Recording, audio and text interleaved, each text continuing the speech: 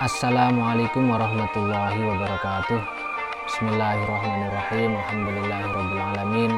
Assalatu wassalamu ala asrofil anbiya'i wal mursalin Sayyidina Muhammadin wa ala alihi wa sahbihi ajma'in. Amma ba'du. Kaum muslimin dimanapun berada, alhamdulillah pada kesempatan yang baik ini kita berjumpa kembali di channel dakwah ini, yang mana pada kesempatan kali ini saya akan membahas satu tema yang sebenarnya tema ini sudah sering dibahas, tetapi saya tetap mencoba untuk membahasnya kembali karena memang pada prinsipnya membahas ilmu agama, mengulang-ulang ilmu agama itu kayak apapun tetap bernilai ibadah. Dan barang siapa yang mengerjakannya tentu akan mendapatkan pahala. Pada kesempatan kali ini saya akan membahas satu tema yang dimana tema tersebut mengenai zakat. Ada beberapa hal nanti yang akan kita bahas. Yang pertama yaitu kapan waktu mengeluarkan zakat fitrah. Kemudian yang kedua, berapa ukuran zakat fitrah. Kemudian yang ketiga, mengenai status panitia zakat. Kemudian yang keempat, cara menyerahkan zakat fitrah kepada yang berhak. Langsung saja yang pertama yaitu mengenai kapan waktu mengeluarkan zakat fitrah. Seperti apa yang dijelaskan dalam kitab I'anatul Talibin, bahwasanya waktu mengeluarkan zakat fitrah itu ada 5, yaitu yang pertama waktu jawas, waktu boleh, yaitu waktu sejak awal bulan puasa. Jadi ketika awal bulan puasa itu di situ sebenarnya kaum muslimin sudah boleh mengeluarkan zakat fitrah. Kemudian yang kedua waktu wujub, yaitu waktu wajib mengeluarkan zakat fitrah. Maka ketika waktu wajib ini kaum muslimin yang belum mengeluarkan zakat ini statusnya wajib mengeluarkan zakat fitrah, yaitu ketika terbenamnya matahari di akhir bulan Ramadan. Kemudian yang ketiga waktu fadilah, waktu yang utama mengeluarkan zakat fitrah, yaitu sebelum berangkat melaksanakan sholat Idul Fitri. Jadi sebelum melaksanakan sholat Idul Fitri itu waktu yang paling utama kita membagikan zakat fitrah atau mengeluarkan zakat fitrah. Kemudian yang keempat yaitu waktu karohah, waktu makruh. Waktu makruh itu adalah mengeluarkan zakat fitrah setelah sholat Idul Fitri sampai batas akhir, yaitu terbenamnya matahari. Kemudian yang terakhir waktu hurmah, yaitu waktu haram mengeluarkan zakat fitrah, yaitu setelah terbenamnya matahari tanggal 1 Syawal. Kemudian yang kedua, berapakah ukuran zakat fitrah?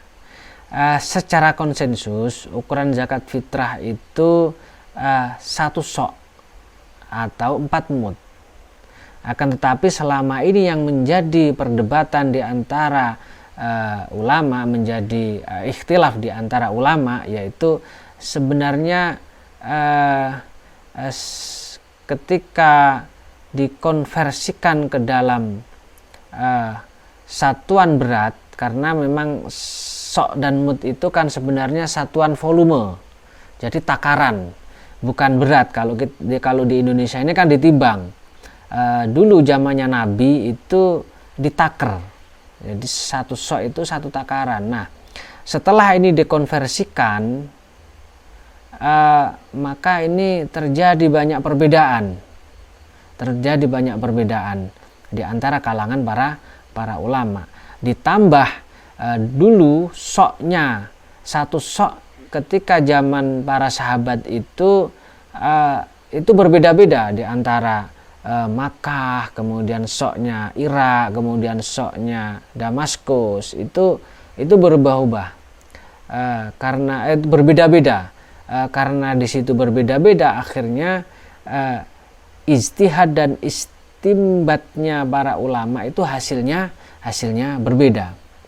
Nah, akan tetapi di sini pendapat yang sering dipakai, yang masyhur dipakai di situ, saya ambil dua pendapat. Yang pertama dari kitab Mukhtasar Tasydidul Bunyan, mengatakan bahwa zakat fitrah itu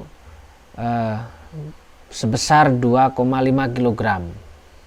Sebesar 2,5 kg. Kemudian di kitab lain, di kitab At-Taqrirat Asy-Syadidah fi Masail Mufidah, dijelaskan bahwa berat zakat fitrah itu 2,75 kg.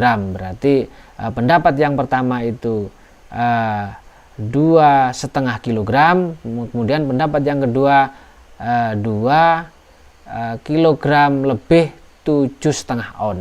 Nah, ini karena kondisi yang tidak sama tadi, sehingga menyebabkan istimbatnya para ulama ini berbeda-beda. Adapun kita ini terserah mau milih yang mana. Kalau mau milih yang lebih berhati-hati, ya kita ambil yang banyak.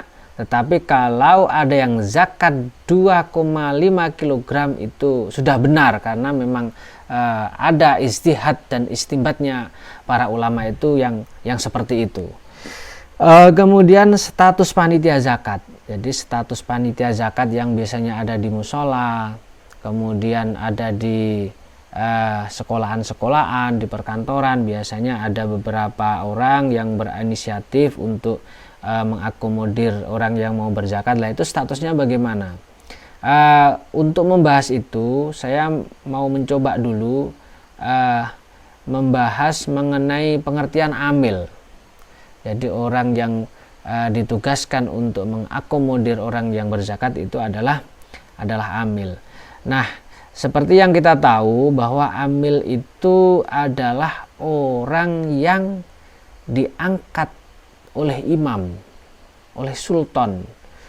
Kalau di Indonesia ya oleh presiden. Jadi orang yang diangkat oleh presiden atau naibuhu, atau orang yang diangkat oleh pejabat yang berwenang, ya, atau pejabat yang diberi wewenang oleh presiden untuk mengangkat amil, maka itu untuk mengangkat orang yang ngurusi zakat, maka itu disebut amil. Jadi amil itu harus orang yang di-SK-kan atau orang yang diperintahkan oleh presiden atau pejabat yang diberi wewenang oleh presiden.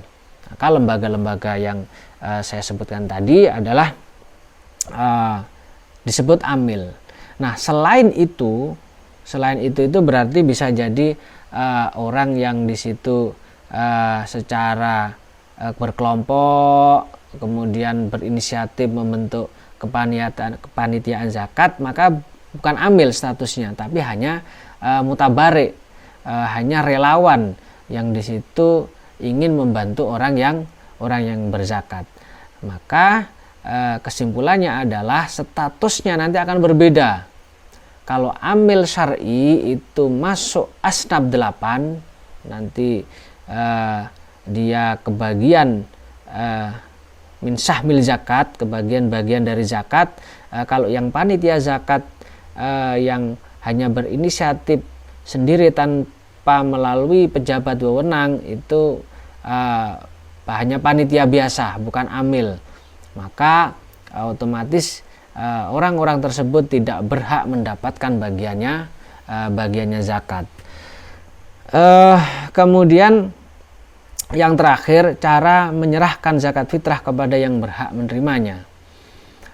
Adapun cara kita menyerahkan zakat fitrah sampai kepada mustahik itu ada 3 cara. Yang pertama yaitu kita menyerahkan langsung sendiri kepada yang berhak. Artinya kita langsung datang kepada fakir miskin, itu zakat kita langsung kita serahkan ke situ.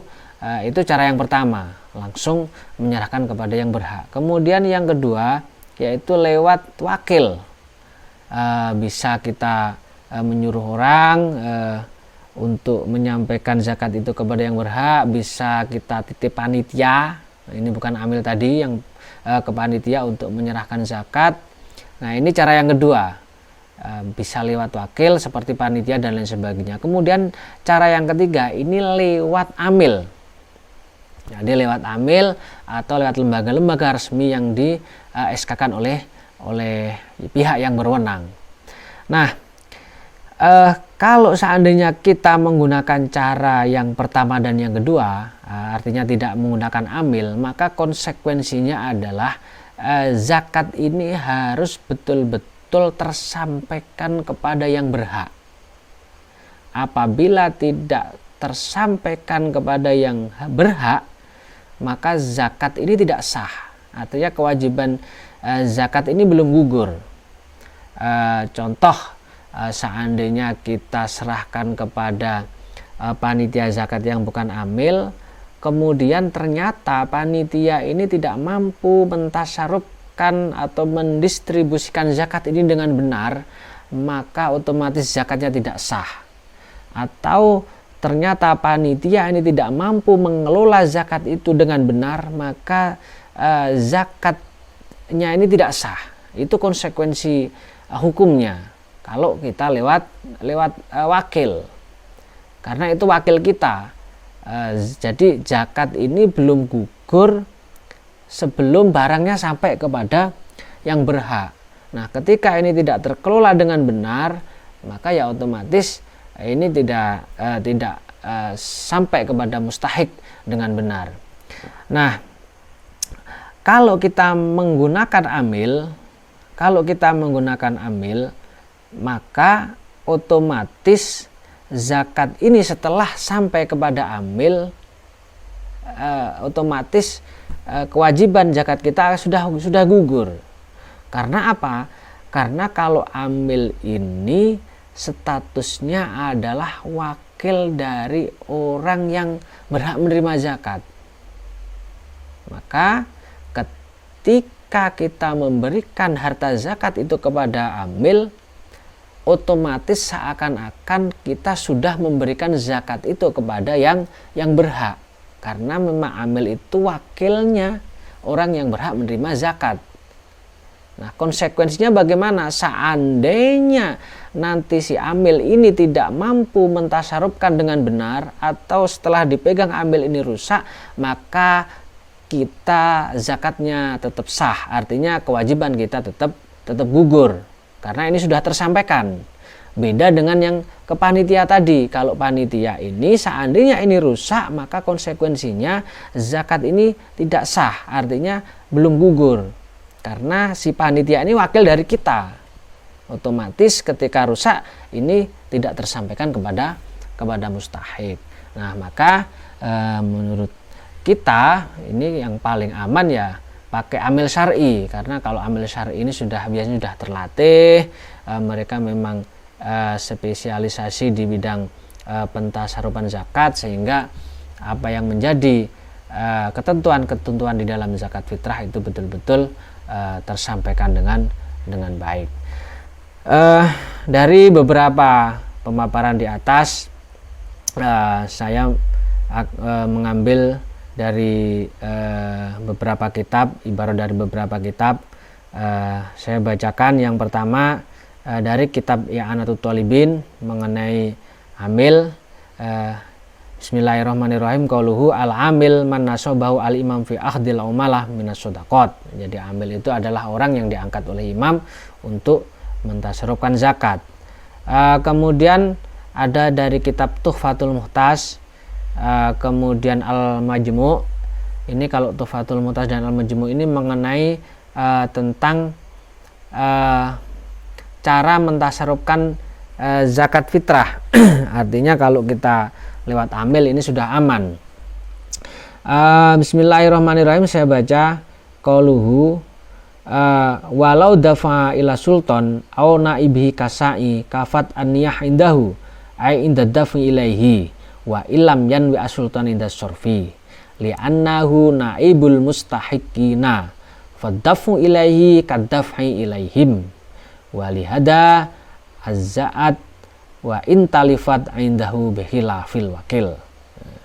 Kemudian di dalam Al-Majmu' juz 2 ini juga dijelaskan qauluhu ar-rabi'ah fi bayanil afdal qala ashabuna tafriku binafsi afdalu minat taukil bila khilaf li'annahu ala siqatin min tafrikihi bi khilafil wakil wa ala takdiri khiyanatil wakil la yaskutu al fardu anil malik li'anna yadahu kayadihi famalam yasil al malu ilal mustahiqina la tabra'u dimmatul malik bi khilafi dawiha ilal imam fa innahu bimujarradi qabdihi taskut azakah anil malik. Maka di sini jelas bahwa ketika kita menyerahkan zakat itu kepada amil syar'i, walaupun nanti setelah itu amil itu tidak bisa atau rusak barangnya atau tidak tersampaikan dengan baik, ini sudah gugur kewajiban kita karena ini sudah menjadi tanggungan amil. Cukup sekian dari apa yang saya sampaikan, semoga bermanfaat. Kurang lebihnya mohon maaf. Assalamualaikum warahmatullahi wabarakatuh.